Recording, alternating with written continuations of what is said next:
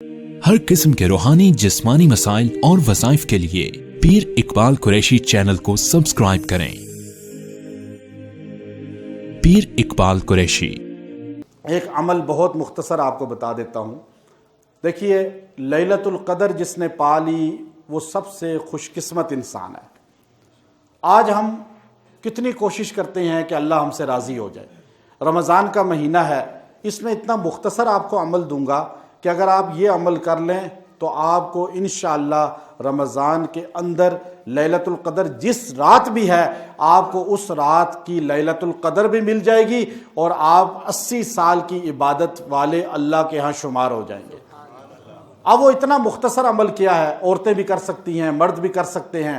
پہلی چیز یہ ہے کہ آپ عشاء کی نماز اور فجر کی نماز جماعت سے پڑھیں۔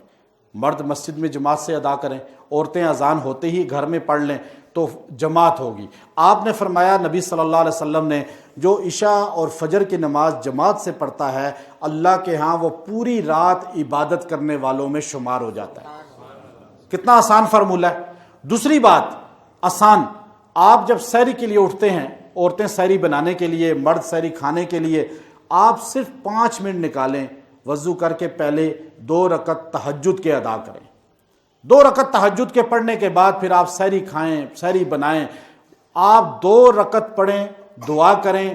آپ اس رات میں تہجد گزار اللہ کے ہاں ہوں گے، قیام کرنے والے ہوں گے، سجدہ کرنے والے ہوں گے۔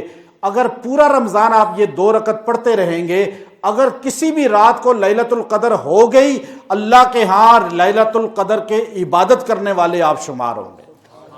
کتنا آسان ہے طریقہ، لیکن ہم اختیار نہیں کرتے۔ ہم جو ہے نا پوری رات ایک تو جاگ لیتے ہیں، ایک رات 27ویں کو جاگنا ہے، باقی راتیں ساری جو ہے نا لاپرواہی میں گزار دیتے ہیں۔